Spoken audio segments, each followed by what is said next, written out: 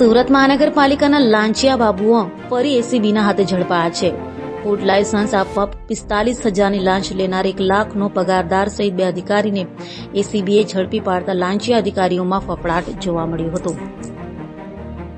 સુરત મહાનગરપાલિકાના લાંચિયા અધિકારી ફરી એસીબીના હાથે ઝડપાયા છે। શાકભાજીના વેપારી પાસેથી રાંદેર ઝોનના ફૂડ સેફ્ટી ઓફિસરે લાંચ માંગી હતી અને નાનપુરા પાલિકાની ઓફિસમાં લાંચ લેનારા ફૂડ સેફ્ટી ઓફિસર અને ક્લાર્કની ધરપકડ કરાઈ છે।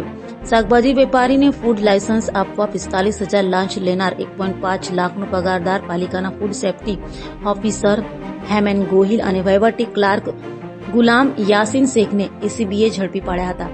પાલિકાની નાનપુરા ઓફિસમાં જ બંને લાંચની રકમ સ્વીકારી હતી।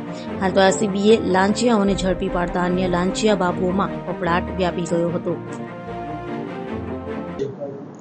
એક ફરિયાદીની ફરિયાદ મળેલ કે શાકભાજીનું વેચાણ કરવા માટેનું લાયસન્સની જરૂરિયાત હોય તેઓએ એક ઓનલાઈન અરજી કરેલી, જે અરજીના કામે લાયસન્સ મેળવવા જે અરજી કરેલ એમાં લાયસન્સ આપવા માટે SMC Rander zone food safety officer Hemen Gohil તથા વહીવટી ક્લાર્ક તરીકે ફરજ બજાવતા ગુલામ શેખ નાઓએ લાયસન્સ આપવાના અવેજ પેટે 45,000 રૂપિયાની લાંચની માગણી કરેલી, જે લાંચ લેતામાં હેમેન તથા ગુલામ શેખ પકડાઈ ગયેલ હોય તેઓ વિરુદ્ધ કાયદેસર કાર્યવાહી કરી અને ગુનો રજીસ્ટર કરવામાં આવેલ છે અને આગળ તપાસ ચાલુ છે।